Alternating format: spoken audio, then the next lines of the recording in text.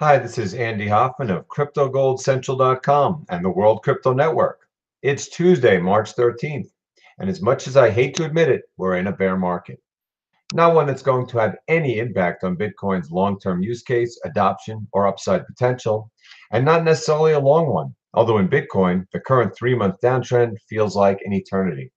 However, whether one believes it is naturally occurring or the product of unnatural, unfundamental factors like the Mt. Gox bear whale, the fact remains that the forces of selling have been incredibly powerful.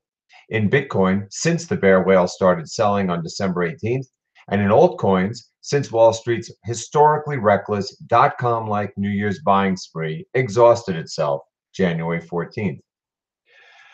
In the great crypto crash's aftermath 2 months later, the altcoin outlook is as uncertain and terrifying as ever before.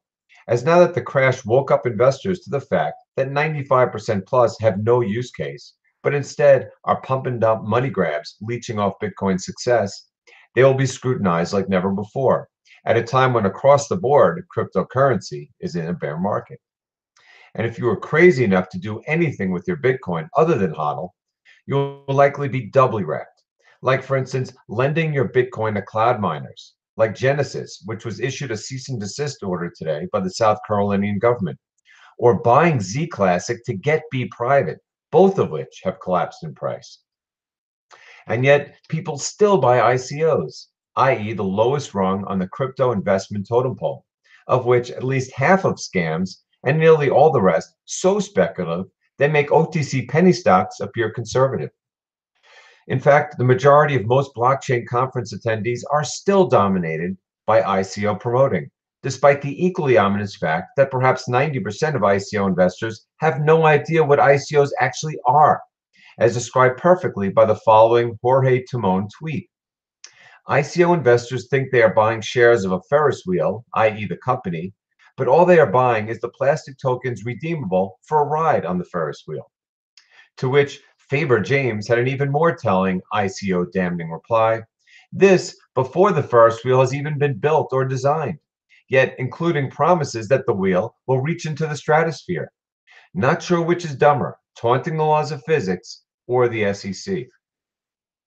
That said, in the world of the only cryptocurrency that matters, in many ways the only one that can truly be considered a currency, Bitcoin, every imaginable fundamental factor is bullish, with no factor I can see, either presently or in the foreseeable future, worrying me in the slightest bit.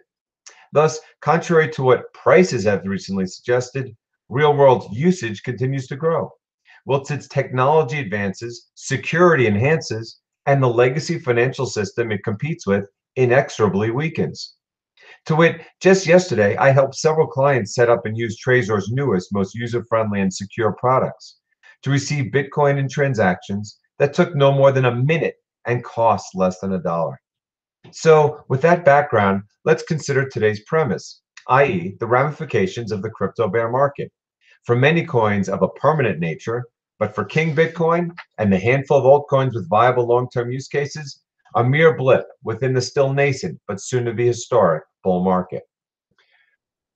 Trust me, I'd love nothing more than to see the inevitable rally of a far bigger moonshot than even last fall's epic surge commence today. However, it's impossible to avoid the current reality of a sector under intense pressure, with King Bitcoin facing immense selling despite unprecedentedly bullish fundamentals, inexorably supply tightening, with the 2020 halving just 2 years away, and the increasingly strong hands of its hodling base, let alone the altcoin sector, which is vaporizing before our eyes, as investors start to realize they are mere dot-coms compared to Bitcoin, i.e. the internet of money. To that end, exactly what has occurred and what will be the result. To start, we look back at 2017, by far the most pivotal year in cryptocurrency history. And by cryptocurrency, I mean Bitcoin and Ethereum, the only cryptos to actually accomplish anything from a use case and/or political perspective. Otherwise, as noted above, essentially the entire altcoin industry growth, let alone the ICO mania that spectacularly crashed and burned in the summer, was in speculative capital attempting to ride the coattails of Bitcoin's and Ethereum's success, just as the dot-coms did with the internet's early success in the late 90s. That said, Bitcoin's 2017 was entirely about organic growth of a political, monetary, and technological revolution, enabling a new era of stable money, efficient, decentralized transactions, and universally beneficial political and social change. To the contrary, Ethereum's success was principally as a higher end derivative of Bitcoin's, in fostering the growth of a wave of pump and dump altcoin dot-coms in highly centralized fashion in an industry that by year end already had massive amounts of competitors nipping at its heels and regulators, let alone SegWit enabled Bitcoin, which care of rootstock and other second layer technologies will ultimately be able to do everything Ethereum does more cheaply and efficiently. Yes, Ethereum played a key symbolic role in being the platform that introduced us to raw versions of the decentralized financing methods of the future. However, the odds of its currently strong network effect being maintained indefinitely are no better than 50%, and as a true cryptocurrency, closer to zero given its lack of a supply cap or decentralized governance. Anyhow, the inevitable result of the rank speculation that gripped the space when the long awaited wall of institutional money, in the form of newly minted crypto hedge funds, consumed the space January 1st was a massive speculative bubble. Bitcoin had already exhausted itself 2 weeks earlier when the Mt. Gox bear whale capitalized on the historic 400% run from November 12th to December 17th by starting to dump 35,000 Bitcoin for purely non fundamental reasons. Thus, when CNBC signaled the top in mid-January, when it encouraged investors to sell Bitcoin for Ripple at nearly 350 per coin, what followed was the same type of bubble-like collapse observed throughout history. In its aftermath, we have since witnessed numerous bull traps and otherwise fake out bull moves in Bitcoin, but all have been met by relentless selling, including the extremely suspicious raids on 5 of the last week's 6 days, all at the same time of day, all seemingly out of nowhere. This following an extremely suspect crash from 11,600 on Monday night, March 5th, just before the supposedly bad news that the SEC aimed to crack down on non-regulatory compliant cryptocurrency changes. Coincidentally, just as the Japanese government made a similar announcement, even more coincidentally, as it was also revealed that the Mt. Gox trustee, i.e. the bear whale, had dumped 35,000 Bitcoin in December and January, with an additional 140,000 left, which I might add may or not ultimately be sold, with the first potential additional sales in September, pending the development of the Mt. Gox lawsuits, which extremely suspiciously were done outside the more liquid OTC channels, crashing the price and thus further injuring the very plaintiffs he was contracted to protect, ironically via the same method a Mt. Gox-led Bitcoin price collapse that they spent the last 4 years litigating. As the bear market has advanced, Bitcoin dominance has steadily risen from the ridiculously comical low of 32% January 14th at the height of the altcoin bubble to 42% today.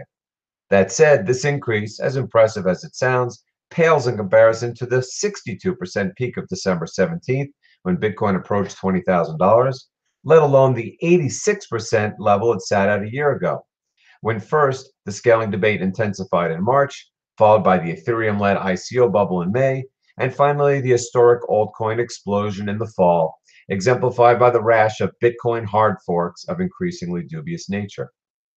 Throw in the flat-out fraudulent accounting for most altcoins' market caps, and you could see how, despite Bitcoin's nearly 100% dominance of real-world applications, its financial market dominance has suffered so much.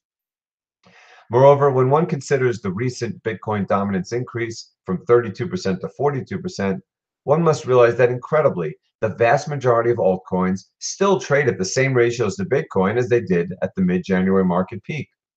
In other words, it has not been a wholesale decline that has caused Bitcoin dominance to rise 10 percentage points, but that of its three largest market cap competitors, Ethereum, Ripple, and Bcash. To that end, Ethereum has fallen from 0.11 BTC to 0.075 BTC over this period. Ripple, which isn't even a cryptocurrency, 0.00025 to 0.00008, and the scam of all scams, Bcash, 0.16 to 0.115. In other words, plenty of unjustified and thus highly vulnerable altcoin speculation remains, which I bet anything will be thoroughly cleansed by the time the bear market is over. From a technical analysis perspective, long-term readers and listeners know I have little fear of or respect for the speculative voodoo TA gurus mesmerize unsuspecting investors with. I watched this topic industry for 15 years in precious metals, and it's just as bad in cryptocurrency today. In reality, more than 90% of active traders lose money. And in cryptocurrency, an ultra thin asset class that moves more enigmatically and dramatically than any I've seen, the odds of losing money are significantly higher, particularly as most, including the gurus they lionize, are bullishly biased in a bear market. That said, one of the most valuable technical indicators of all, the 200-day moving average, continues to inexorably rise. In my view, drawing Bitcoin's price like a magnet from both the upside and downside. Just 6 months ago, it was way down at $2,000. And yet, due to the revaluation Bitcoin received following the activation of SegWit and conclusion of hard fork fears, it breached $9,050 earlier this week. Consequently, the Mayer multiple, which measures the ratio of Bitcoin's price to its 200-day moving average, has fallen to a level within the lowest quartile of Bitcoin valuation over its entire 9+ year history. In other words, validating in technical terms the more important fundamental view that Bitcoin is highly undervalued. Throw in the lowest Bitcoin sentiment indicators in 5 months, on a par with where they were in May at the height of the Bitcoin Unlimited UAHF scaling wars, and you can see how Bitcoin is currently as hated by the investment community as it is undervalued, which is understandable given how much money has been lost in the past 2 months by Johnny-come-latelys that arrived at the top with no understanding, let alone conviction in their cryptocurrency investments.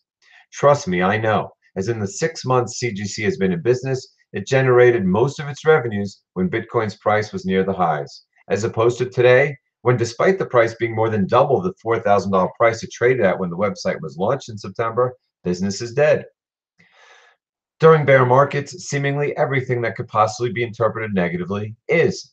Like, for instance, a handful of comments from South Korean regulators about possibly cracking down on crypto trading that ultimately were unfounded. Or the seemingly terrible news that the SEC wants cryptocurrency exchanges to be regulated like stock exchanges, which frankly I'd welcome given the abuses I've seen. Or better yet, the bad news that prompted today's big decline, that Google will ban ads for ICOs, speculative crypto ventures, and quote, non-traditional methods of wagering on the future movements of stock prices and foreign exchange. First of all, the ban is not specific to crypto, even though the MSM and even Zero Hedge reported as such. More importantly, who cares if ICO ads are banned from Google? Does that make you want to sell your precious Bitcoin? In a nutshell, I view the ongoing crypto bear market, which in Bitcoin's case appears to have strong fundamental, technical, and sentimental underpinning around current price levels, is the normal and healthy response of an historic financial bubble. And by bubble, I mean that 90% of the price explosion we witnessed was in the derivative .com-like altcoin and ICO markets, with the more modest speculative mania in Bitcoin, which was rightfully so, being significantly repriced by its successful victory in the scaling debate wars. Thus, I anticipate Bitcoin's downside potential to be much less, with the worst case scenario, which I highly doubt to be possible, of the $6,000 low of last month that coincided with exactly the $100 billion market cap level that hundreds of deep-pocketed institutions view as their minimum price threshold, let alone given that when it first hit $6,000 that night, it was a true capitulation event. As in hindsight, we now know it was entirely caused by the Mt. Gox bear whale, dumping an astounding 18,000 Bitcoin on the market that day. Moreover, I expect Bitcoin market cap dominance, let alone real-world usage dominance, to inexorably rise as investors become more discerning about what they own. Now that they are starting to realize 90% of altcoins don't actually do anything, and likely never will. Eventually, the sell-off will exhaust itself. In some cases, like Bitcoin, at bottoms that passed weeks ago, yielding a new bull market run that will, like all others before it, be met by skepticism until the easy money has already been made. Kind of like Mahatma Gandhi's famous saying, first they ignore you, then they laugh at you, then they fight you, and then you win. And by win, I mean the FOMO will start when the same Johnny-come-latelys that got wrecked the last 2 months re-enter the game with a whole new raft of sheep-like cohorts. When the selling finally ends and confidence starts to return, the focus will return to fundamentals, which by year end, if indeed the bull market has by then resumed, will likely be so powerful it will make Bitcoin's fundamental growth of 2016 and 17 pale in comparison. Thanks and have a great crypto day.